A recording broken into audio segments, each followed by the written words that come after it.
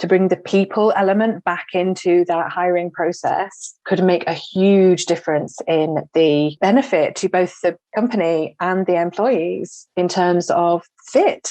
Are you a right fit? Where can we best place you to allow you to play to your best strengths and align with your highest values?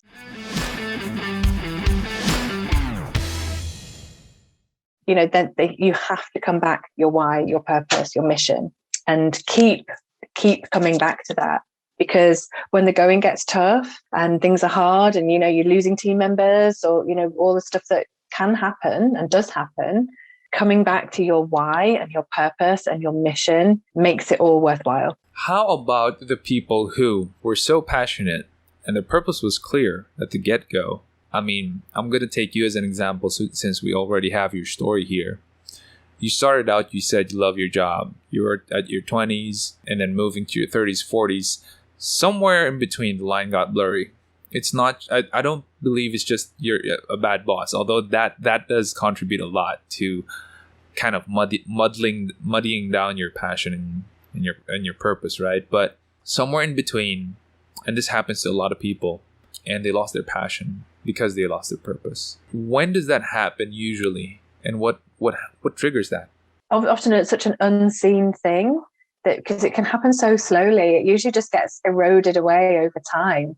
I think what happened to me was, and I don't think in my 20s when I was loving what I was doing, that I realized I was fulfilling my purpose.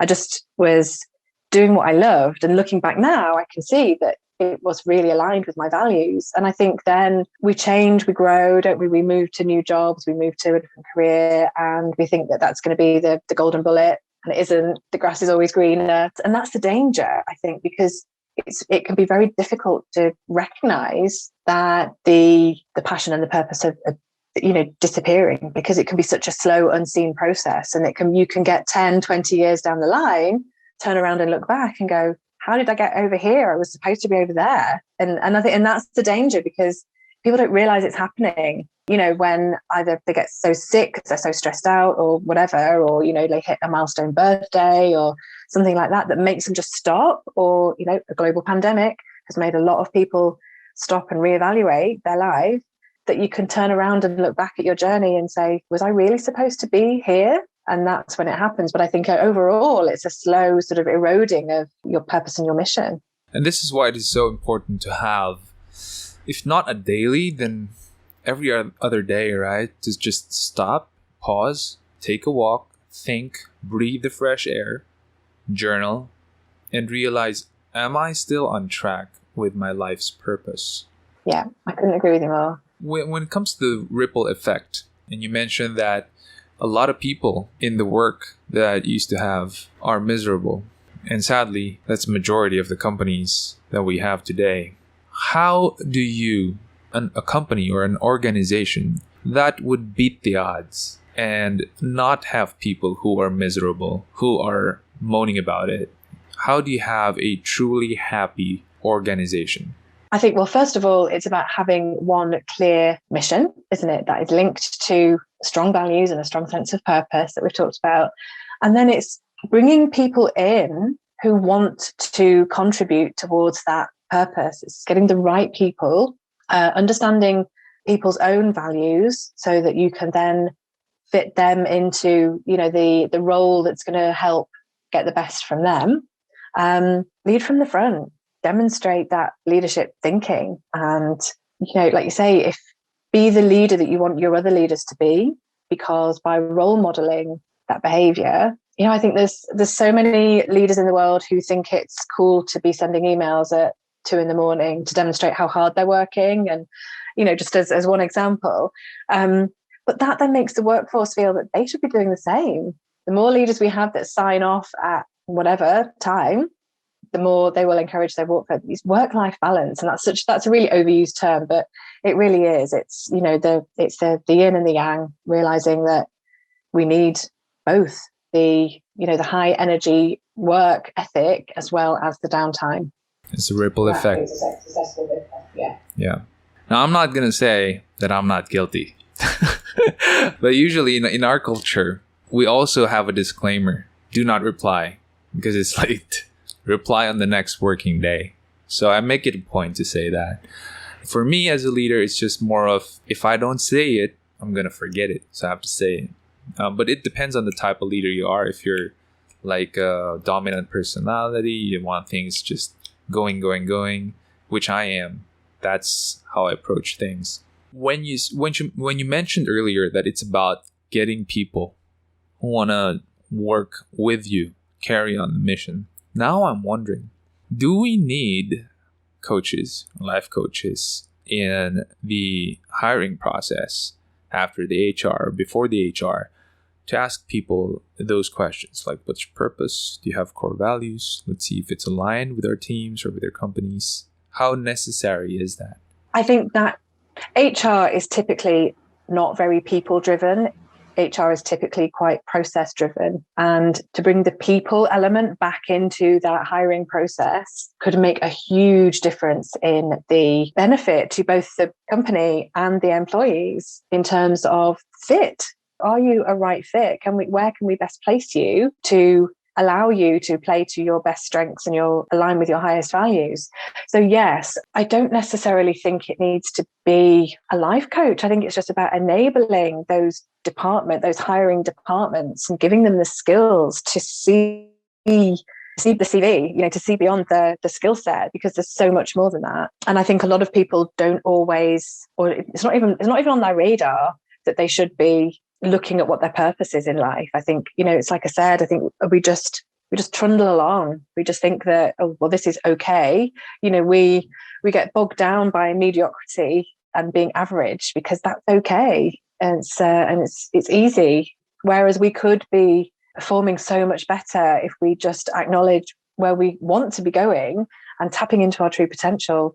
So I don't necessarily think it needs a life coach sort of role within those businesses, but I would certainly say that, those departments could be enhanced by having some of those skills. Yeah, for sure.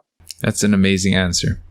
My wife is a certified Gallup strengths coach, and I'm horrible at hiring. I now wonder how I was able to found and grow this company with my horrible hiring skills. But now she's the interviewer before me. So when she passes someone, it's an automatic pass, and I just talk with them for formality. But she's a really good people reader, and she does use her coaching skills to make sure that we hire the right person. And she rejects like 90 to 93%, I think, of the applicants, which is amazing. It's an amazing number. It's a scary number, but it's an amazing number at the same time, because that means we're getting really people who best fit our culture. Absolutely. And you having that sort of pre-qualifying process beforehand by someone that is skilled at identifying people's strengths is, getting you the best people for your team, which is amazing. Yeah. We're all about serving our listeners about how they can improve their processes, how they can change, be a better leader. And this is really a really good approach and a really good advice right here that we're all getting. And I realize now that the reason why our hiring process is so good is because I have a coach right there in the middle of it, or at the tail end. Now I'm wondering if you're familiar with Patrick Lencioni. He's the big deal when it comes to organizational health, and I follow him. I've read a lot of his books. He mentions in some of his podcasts that if you hire a coach for some of your people, it's going to be really good for their next career shift, but often not when they're with you. So, what do you think about that? Yeah, I've had clients who have had coaching within their workplace, and I always say, surely that coach is a little bit biased because they want you to stay. They have a hidden agenda, regardless of how much they believe so. They don't want that person to leave that company, right? Which is why a lot of the time when people come to me completely independently, they are looking, even whether they know it or not, they're looking for something else. They're looking for something more. They're looking for the next right thing for them. They're looking for their own progress and development. And that can only come with doing that in an independent way. So yeah, I do think there is a danger, and work coaches are great, work mentors, all the rest of it. But if that coach is doing their job to the best of their ability and bringing out the best of that person might not be there for much longer. That makes sense. That makes sense. There's a conflicting trajectory there. It's a pretty tough game to play if you're the coach, right? Because you want to help the person to the best that you can. And if they are, I guess it depends if they're an independent consultant type that is truly independent of the company, or if they're an employee that just happens to have a coaching role within their remit. They're two very different things with two very different outcomes potentially as well. Oh hey, and since you're here, can you do me a favor? Can you hit on the subscribe button and hit the bell button and select all notifications so that whenever we have a new video, you're going to be the first one to know. Until then, keep leading. So I think no matter how passionate you are about something, if there's no demand for it, or if you're not number one, it's not going to work out for you.